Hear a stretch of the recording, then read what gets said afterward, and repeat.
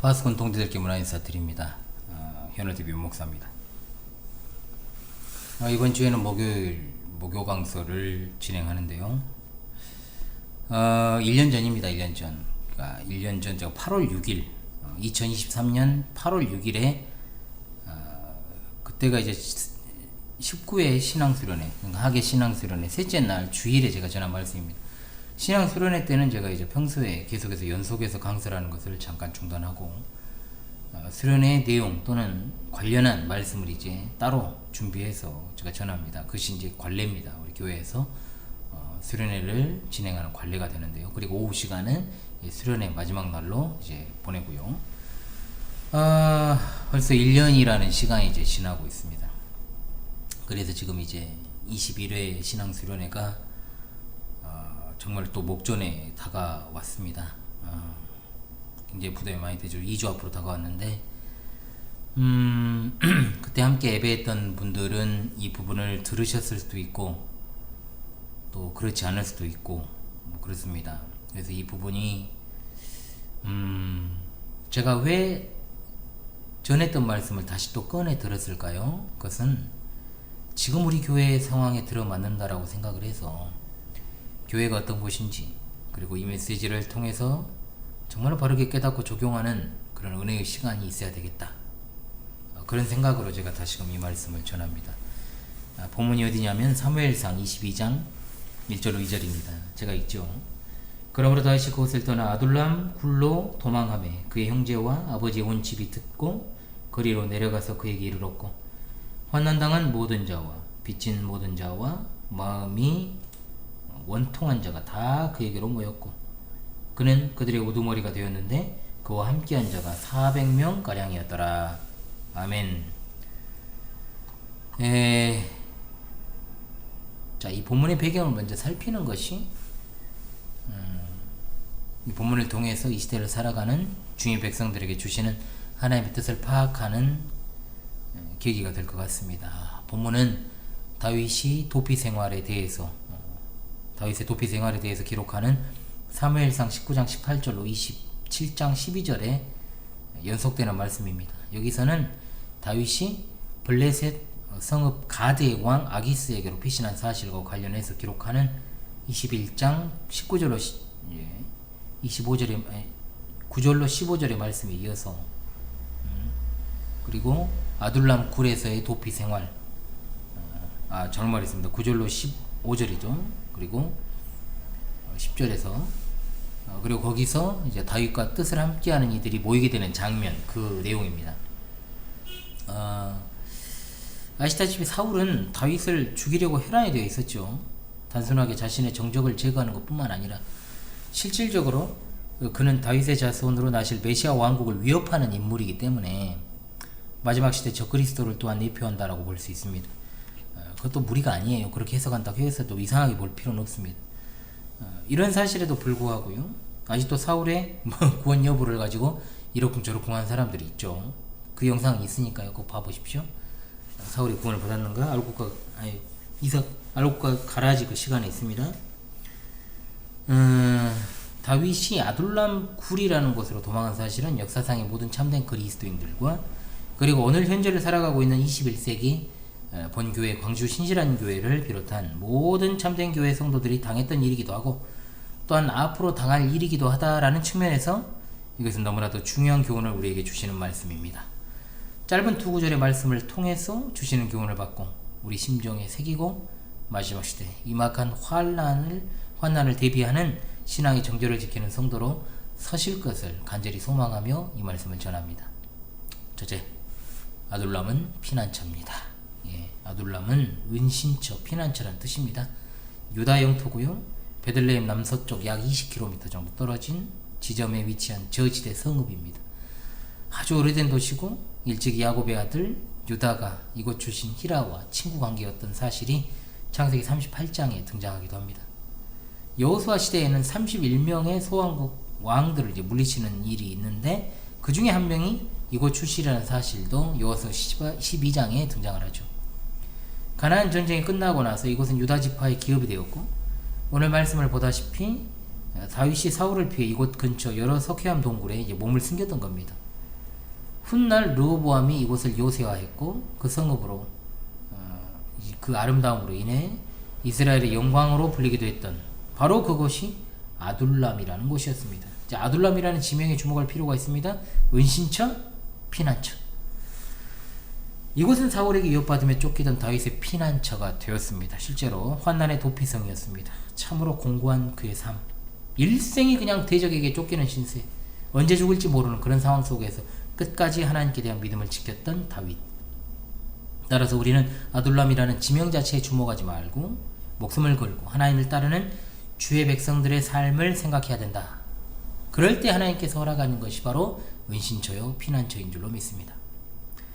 우리가 잘 아는 엘리야 선지자 역시 히데의 악한 아합과 함께 아울러 히데의 악녀인 이세벨이 통치하는 그 시기에 활동하던 선지자. 그와 같은 어떤 폭정의 시대에 목숨을 걸고 북왕국에서 가장 악한 왕으로 꼽히는 아합 왕을 찾아가서 책망하고 갈멜산에서 무려 850대 1의 대결을 벌이고 3년 6개월 동안 메마른 땅에 비를 내리게 했던 그런 일들이 있었죠. 이후 생명에 대한 두려움을 느낀 엘리야 선지자가 브엘세바로 도망하여 그곳에서도 하루길 정도 광야로 들어가 로뎀나무 아래에서 죽기를 그냥 하나님 앞에서 청하다가 잠이 드는 일이 있었습니다. 그때 천사가 나타나 돌봐주었고 천사가 지시한 숯불에 구운 떡과 물 한 병을 마시고 힘을 얻어서 40주야를 걸어서 하나님의 산 호렙에 도착 굴에 몸을 놓고 그곳에서 하나님의 계시를 받았습니다. 엘리야 선지자는 자신이 홀로 남아있다라고 생각했기 때문에 참으로 신앙적으로 고독했던 것이죠. 그런데 요즘 사람들은 자꾸 이것도 착각을 해요. 엘리야 선지자가 영적 침체에 빠져 그와 같은 모습을 취했다라는 식의 태도들. 그러면서 치유센터 이름을 꼭 보면 로뎀나무라고 짓죠. 치유, 명상. 이건 그야말로 자기들의 수준으로 성경에 나오는 하나님의 사람들을 갖다가 마음대로 재단하는 것에 불과합니다. 엘리야는 단 한순간도 하나님을 놓쳐본 적이 없어요. 끝까지 붙잡았고 절대적으로 의존했습니다. 엘리야가 고단했습니다. 고독했습니다. 외로웠습니다. 그렇다고 해서 그가 불행하다고 생각한 것이 아니라 하나님을 사랑하는 지극한 열심이 그를 고독하게 만들었다고 해야 되는 겁니다. 우리 주 예수 그리스도의 길을 예비했던 광야에서 외치는 소리 세례자 요한을 떠올려 봅시다. 그는 홀로 광야에서 메뚜기와 석청을 먹으며 주의 길을 예비하라고 외칩니다. 광야는 사람 사는 곳이 아닙니다. 외롭고 쓸쓸할 수밖에 없어요. 이 세상이 바로 광야와 같습니다. 하나님의 종 엘리야 그리고 세례자 요한 그야말로 고독한 길을 걸어갔던 선지자들입니다.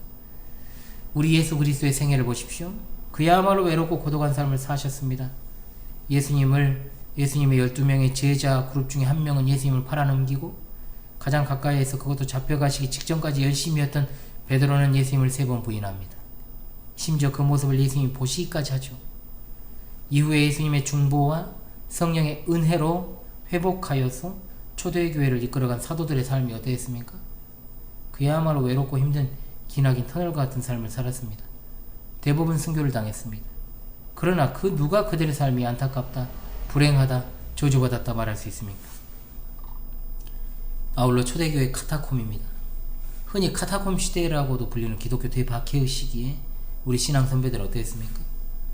그런 모습들 떠올리면 진짜 눈물도 나고 정말로 우리가 사는 시대는 말로는 환난이니 핍박이니 해도 너무나도 안온하고 평온한 삶을 살고 있죠.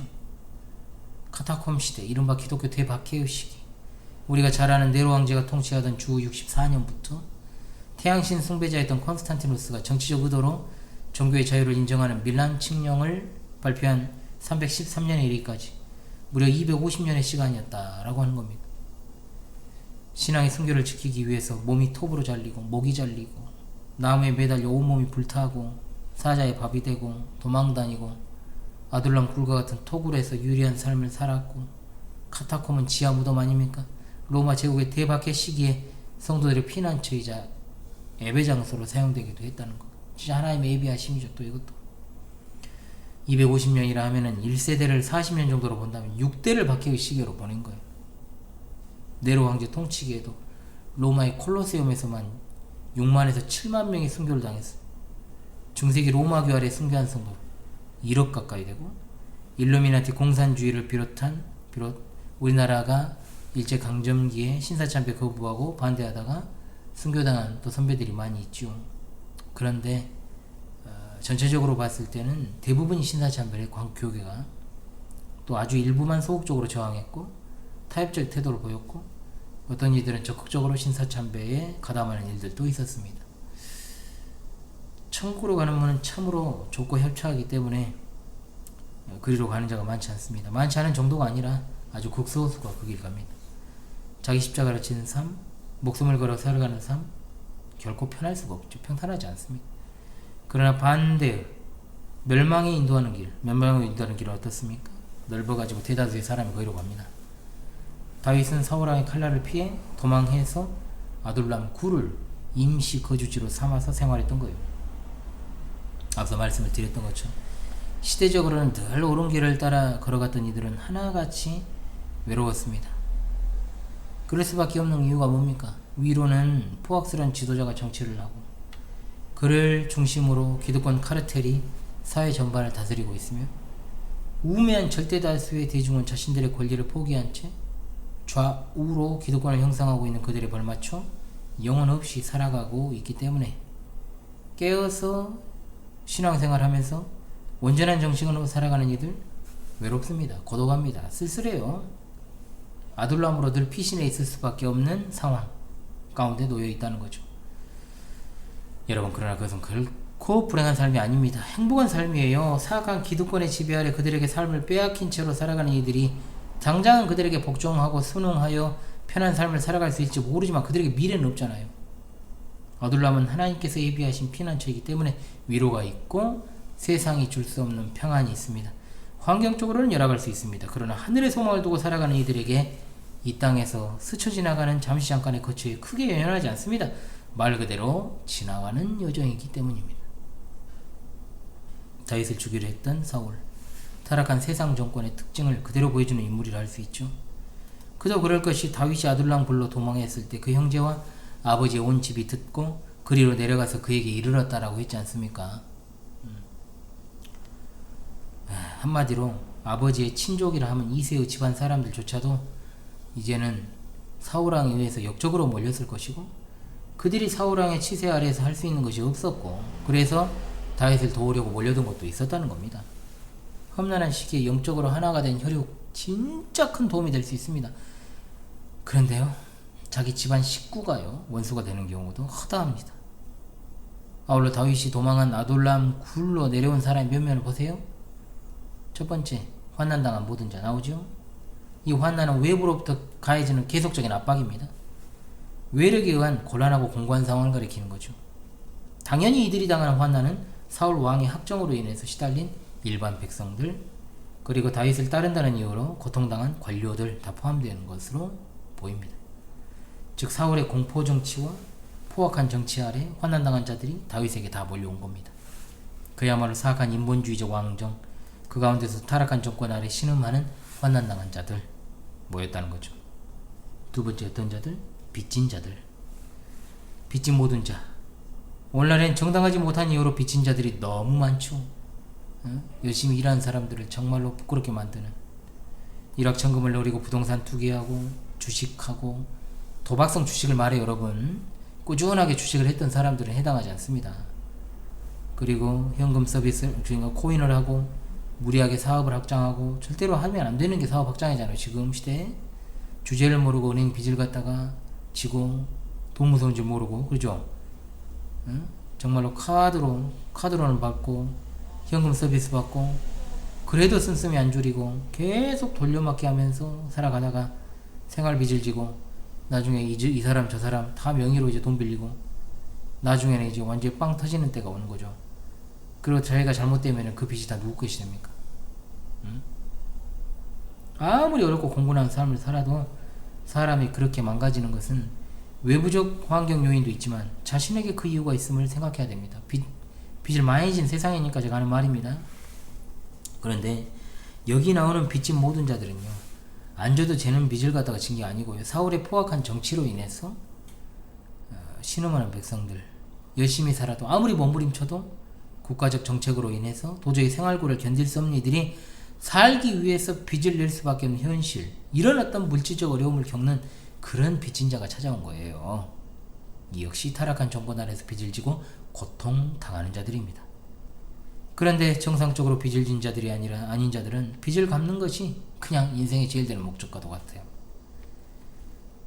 복음이 들어갈 틈바구니가 없어요. 그러니까 우리가 사랑의 빚 외에는 지면 안 되는데 정말 안타깝습니다.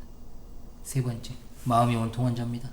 이 원통하다는 말은 상실로 인해서 고통스럽고 아울러 새끼를 잃은 곰이 격분하는 것처럼 분노하는 상태를 가리킬 때 사용되는 말.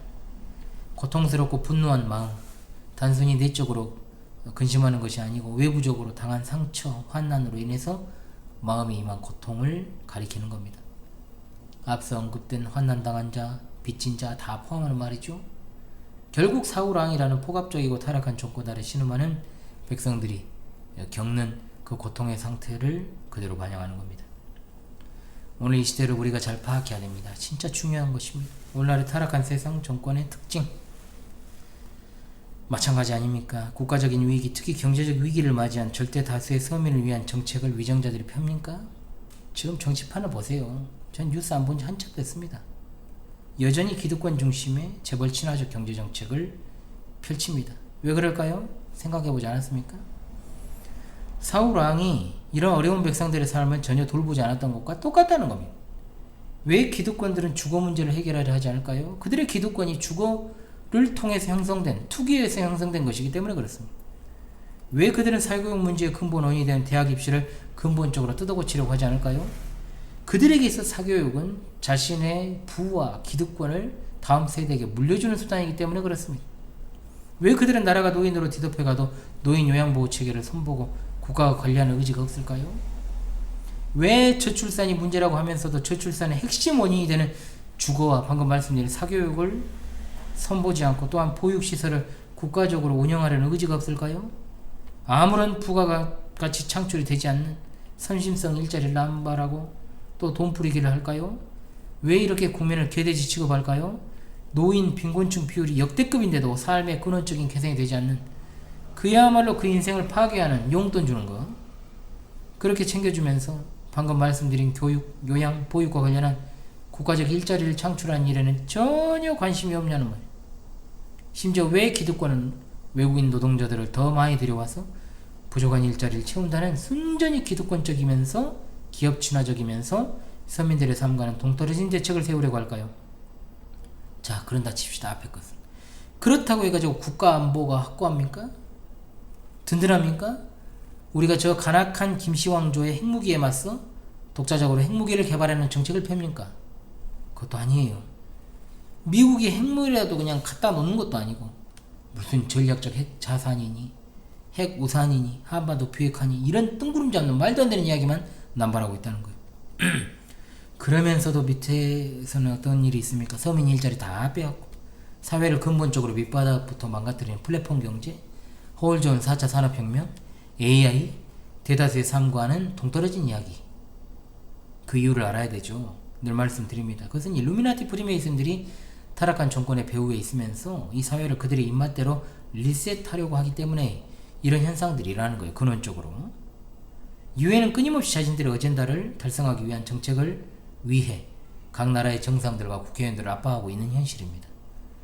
왜 이 사회가 언제부터인가 노동과 교육 현장에 완전히 그들의 사상이 잠식해 버렸어요. 응?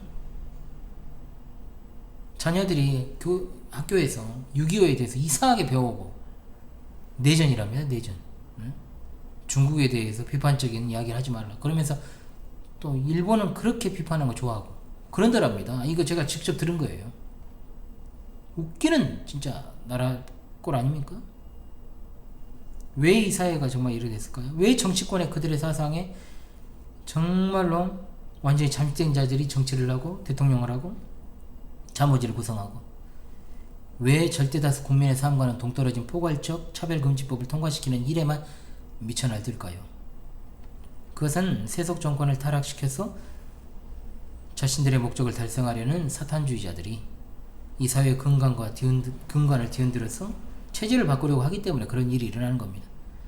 그런데 이런 것을 가리켜서 아직도 무슨 음모론이니 정신이 이상한 사람이니 그런 어떤 자들은 진짜 목회를 하면 안 되죠. 미안하지만 적어도 2024년 벌써 제가 이 말씀 전한 지 1년이 지났어요. 2023년 8월 6일에 전한 말씀이니까요.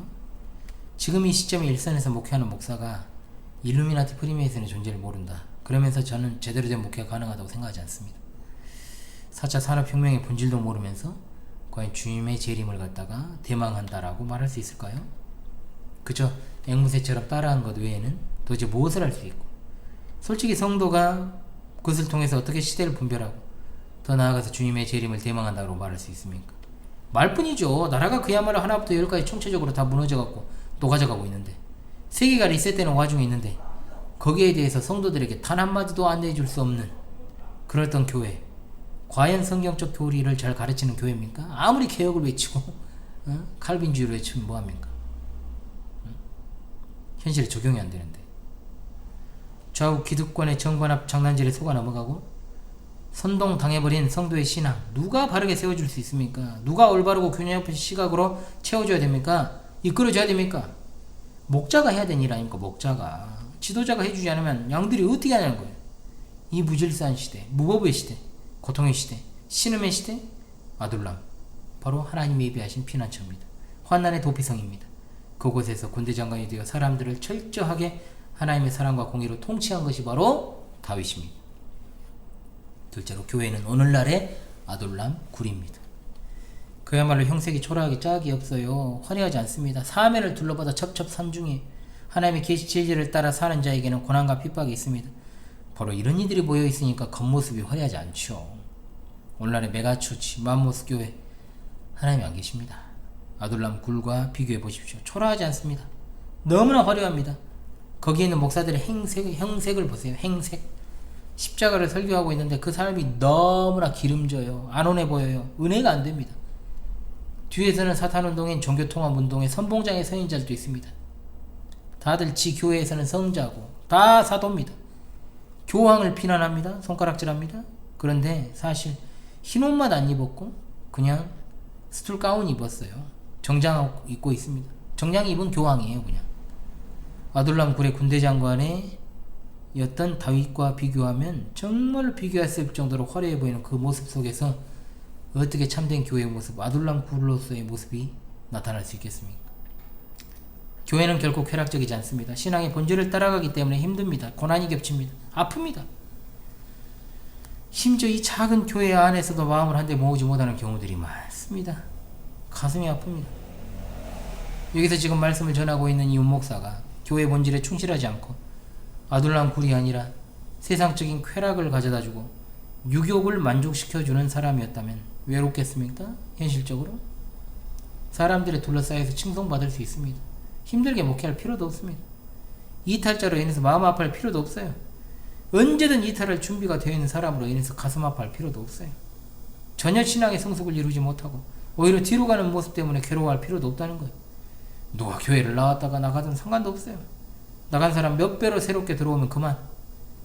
그런데도 아둘람 굴은 초라하고 형색이 좋지 않고 그 안에서 이끄는 사람도 좋아 보이지 않아요. 그러니까 사람들이 안 오죠. 당연히. 여기서 말씀 전한 윤 목사가 전하는 말씀들에 대해서 절대로 오해하지 마시기 바랍니다. 우리 교회가 이렇게 어렵다, 이거 호소하는 것 아니에요. 그렇게 살아본 적 없습니다. 우리가 이렇게 어렵게 살고 있으니 알아달라, 이것도 아니니까요. 그래서 각자가 알아서 판단할 문제고요. 저는 그런 것들을 갖다 내비치려는 의도가 1도 없습니다. 제가 꿈꾸는 건 뭐냐? 이 지상에서의 참된 교회의 실현입니다. 참된 교회가 처소가 문제가 될 수 있습니까? 제가 이 말씀을 전하던 1년 전 8월 6일 그때만 해도 장마철만 되면, 장마철이 뭡니까? 비가 좀 많이 오면 시골 기와집 낙순물 떨어지시지요. 정말 물이 새던 예배당에서 전하던 때예요. 말도 못합니다 진짜. 그런 곰팡이가 정말 꽃이 피는 것이 아니라 곰팡이가 피어서 장관을 이루던, 벽에 그림을 그리던 그런 곳에서 무려 10년을 참고 예배했던 그때가 불과 1년도 안 됐습니다. 그러잖아요. 그러나 눈에 보여지는 것은 문제가 되지 않습니다. 성도들의 직업도, 그들이 가진 재력도, 그리고 사회에서의 위치도 문제가 되지 않습니다. 오로지 그리스도 안에서 연합된 하나님의 선택받은 자들의 모임이니까요. 여기에는 어떤 다른 것이 끼어들 수 없잖아요. 하나님 나라와 그를 위에서 살아가는 존재들이기 때문에 세상의 가치관과 사상에 들어올 수 없습니다. 모든 기준은 다 하나님의 말씀입니다. 그러므로 아둘람 굴과 같은 교회는 절대로 사람들이 말하는 공동체 개념이 될 수가 없는 겁니다. 교회는 아둘람 굴입니다. 당연히 힘주어 말합니다. 다시금 현실적으로 어렵습니다. 스쳐 지나가는 나그네 여정 가운데 잠시 거쳐하는 곳일 뿐이기 때문에 그렇습니다. 그러나 그 안에 있는 사람들은 그야말로 반짝반짝 빛납니다. 주의 진리로 무장되어 있기 때문입니다. 사울 왕으로 대변되는 세상 정권은 강력한 무기와 권력으로 사람들을 내리누르고 압박하지만 이곳은 하나님의 사랑과 공의의 통치를 받는 곳, 오로지 하나님의 말씀이 이끌어가는 곳입니다. 그러므로 이 안에는 참된 자유와 평화가 있고 하늘의 영원한 안식을 꿈꾸는 이들이 미리 그 안식을 당겨서 맛보는 곳이다 이 말입니다. 이 지상의 삶이 고난과 역경과 핍박의 삶임을 잘 압니다. 가는 길이 몹시 좁고 협착한 길임을 압니다. 그 누구도 가려고 하지 않는 길임을 압니다. 그래서 그 길을 기쁨으로 걸어갑니다. 정말로 외롭습니다. 고립되어 있습니다. 누구 하나 말을 걸어주지도 않고 찾아오지도 않던 시절. 그러나 그로 인해 아픔은 없어요. 왜냐하면 하나님을 향해서 열심을 내기 때문에 찾아오는 외로움, 고독함, 고립, 모든 것을 다 잃어도 하나님을 잃지 않으면 되고 절벽 끝 남떨어지 끝에 서 있어도 하나님이 함께 하시면 염려는 없습니다. 이것이 바로 아둘람 굴 교회의 진정한 모습, 이것이죠. 그러므로 이 광주 신실한 교회를 담임하는 윤 목사는 행복합니다. 만족합니다. 육적인 어려움은요, 교회 어떤 목회의 약간의 불편함을 초래할 뿐이지만 신앙의 본질을 잃어버린 채 표류하는 목회는 궁극적으로 영원히 멸망할 수밖에 없고 자기뿐만 아니라 다른 사람의 천국문도 막아버리기 때문에 그보다 더 큰 죄악이 없지 않습니까? 예수님께서는 마태복음 23장 13절에 화 있을진저 외식하는 서기관들과 바리새인들이여 너희는 천국 문을 사람들 앞에서 닫고 너희도 들어가지 않고 들어가려 하는 자도 들어가지 못하게 하는도다. 여기 말씀하는 외식하는 자들, 즉 외식하는 서기관들, 바리새인들, 오늘날에 누구를 말하는 것일까요? 현 시대의 교회와 그 안에 있는 목사입니다. 목사. 거짓 선지자들은 위기가 임박해 와도 계속해서 괜찮다, 평안하다. 죄악을 지적하지 않습니다. 회개를 촉구하지 않습니다. 통치자가 듣기 싫어할 말을 하지 않습니다. 사람들이 듣고 싶은 말만 해준 자들입니다. 그래서 디모데후서 4장 3절로 이하에 때가 이르리니 사람이 바른 교훈을 받지 아니하며 귀가 가려워서 자기의 사욕을 따르는 세상을 많이 두고 또 그 귀를 진리에서 돌이켜 허탄한 이야기를 따른다라고 했습니다. 교회 역사상 이 말씀에 너무나도 확실하게 해당하는 때가 지금이 아니면 언제겠습니까? 이 말씀은 다름 아닌 후배 목사 디모데에게 보낸 편지, 교회 안의 상황을 말하는 것이지 세상에 속한 자들에 대한 이야기를 하는 게 아니에요. 여러분, 교회는 아둘람굴의 특성을 가지고 있어야 됩니다. 교회가 외롭고 힘들고 고독하고 곤란하고 어려움에 처해 있는 것은 아둘람굴이니까 그렇습니다. 그러므로 아둘람굴의 본질, 교회의 본질 잃어서는 안 되는 겁니다. 목사는 다른 측면에서 분주해야 됩니다. 언제나 사탄을 숭배하는 일루미나티 프리메이슨의 전방위적인 공격 앞에서 양들을 보호하기 힘을 쓰고 그릇된 신앙관을 개선하고 어떤 그런 잘못된 것이 있다면 속히 양들에게 알리고 전파하고 그래서 분별할 수 있도록 해주는 그야말로 일사각오의 정신으로 아둘람굴의 방배를 위해 힘써야 되고 하나님의 피난처이자 도피처가 될 수 있도록 해야 될 막중한 책무를 지니고 있다는 겁니다. 그러므로 교회 안에는 그 어떤 세상적 지위와 위치에 따른 차별, 등급이 있을 수 없어요. 빈부 귀천이 어디 있습니까? 유무식자의 구분이 어디 있습니까? 이곳은 그야말로 환난당한 자, 빚진 자, 마음이 원통한 자, 그들이 오는 곳입니다. 갖추어진 자, 실력 있는 자, 출중한 자가 오는 곳이 아니에요. 그런 사람들이 와서는 안 된다고 하는 것이 아니라 하나님을 의지하지 않고 사회적인 위치를 따지는 소위 세상적 가치관에 기준하고 있는 자가 오는 곳이 아니라는 겁니다. 그러므로 우리도 생각해야 됩니다. 오로지 교회 안에서 지상의 어떤 관계가 아니라 천상적인 관계를 형성해 나가야 된다 이거 말입니다. 어떤 것도 이 하늘 가족 관계를 뛰어넘지 못합니다. 영적으로 연합되지 않은 채로 혈연이나 다른 어떤 기타의 것들로 이루어진 모든 관계는 오히려 이 교회의 존속을 위협하는 것이 될 수 있다는 것. 교회는 원래 아둘람 굴입니다. 셋째로, 교회는 성경만 가르치는 곳이 아니라 하나님을 섬기는 자들이 어떻게 살 것인지에 대해서도 지도하는 곳이 되어야 됩니다. 오늘날의 아둘람 굴인 교회가 만약 이렇게 사회적으로 어려움 당하는 이들이 모였을 때 이들을 부추겨서 정부에 대항하게 만들고 사회적으로 어려움 당한 이들이 모이면 어떻습니까? 같은 그런 세력들을 규합해가지고 광화문에 가서 집회하고 폭력 행위도 불사하고 어떤 반정부 세력을 만들면 하나님께서 기뻐하시겠습니까? 결코 그런 것은 올바르지 않죠. 그러나 오늘날에는 교회 안에 너무나도 양극단이 있습니다. 그리고 현실을 비관하면서 체념하는 듯한 태도도 있습니다. 그런 목회자들은 이런 말을 합니다. 그런 거 신경 쓸 시간에 하나님 말씀에 집중해라. 그런데 하나님 말씀은 그렇게 하라고 되어 있지 않아요. 하나님 섬기는 자들이 매사 적극적인 자세로 하나님을 잘 섬기기 위한 방편으로 하나님 중심, 말씀 중심, 교회 중심하여 이웃을 사랑하고 또한 이 어려운 시국을 어떻게 헤쳐나가야 될 것인가도 지도하고 시대분별의 메시지로 종말의 때를 안내하고 말로만 두루뭉술하게 맨날 주의 제리 마라나타 이야기하지 말고 진짜로 임박한 환난의 때를 맞이할 신실한 믿음을 잘 갖출 수 있도록 그리고 자생력을 가질 수 있도록 그렇게 가르치고 또 생활에 대비도 할 수 있도록 인도하는 일을 목회자가 해야죠. 안 되는 건 어쩔 수 없는 거고요. 그래 말해도 참 우습지만 1년 전에 19번째 수련회를 준비하면서 정말 교회적으로 그리고 개인적으로 어려웠습니다. 상황이 교회적으로 어려운 게 제 개인적으로 어려운 것이죠. 안타깝게도 1년 후 21번째 수련회를 준비하면서 또 어려운 상황을 맞아야 돼서 비슷한 일이에요. 또 생각을 합니다. 과연 이번 21번째 수련회 정상적으로 준비하고 인도할 수 있을까? 한 번도 그냥 지나간 적이 없어요. 이게 진짜 교회가 가진 특성이라 생각하면 감당 못할 것도 아닙니다. 교회는 이 시대에 언제나 아둘람굴이니까 그것은 어려운 이들의 모임이니까 그럼에도 불구하고 그 안에서 위로하고 평안을 누리는 것이 진짜 성도입니다. 목사가 가장 스트레스 받는 곳이 목회 현장이지만 또한 가장 위로와 회복을 경험하는 것도 목회 현장입니다. 성도는 죽으나 사나 하나님 중심으로 살아가야 됩니다. 이 세상에서 충분히 누리는 자는 절대로 아둘람굴로 피하지 않습니다. 정확히는 아둘람굴이 필요 없습니다. 아둘람굴 즉 하나님이 예비하신 도피처, 피난처 여기로 피하지 않는 이에게는 소망은 없습니다. 하나님이 예비하지 않은 가짜 피난처가 이 시대에 너무나도 널려 있어요. 아무런 생각 없이 거기에 들어가면 같이 망하는 겁니다. 그렇기 때문에 마지막 때가 될수록 성경적인 신앙으로 무장한 바른 목사와 함께 신앙생활 하는 것이 큰 복입니다. 저는 저와 같이 목회할 사람을 제가 부르심 받을 즈음에는 없어서 주위에 그것이 저의 목회 소명이 되었고 그렇게 제가 봐왔던 어린 시절부터 지금까지 청년 시절까지 그 봐왔던 그릇된 행태들을 절대로 내가 교회에서 되풀이지 않겠노라 그 마음으로 목회자의 길을 지금까지 걸어왔습니다. 주께 사랑하시는 본교회 성도 및 파수꾼 동지들이시오. 교회는 예수 그리스도를 장관으로 모시는 아둘람굴인 줄로 믿습니다.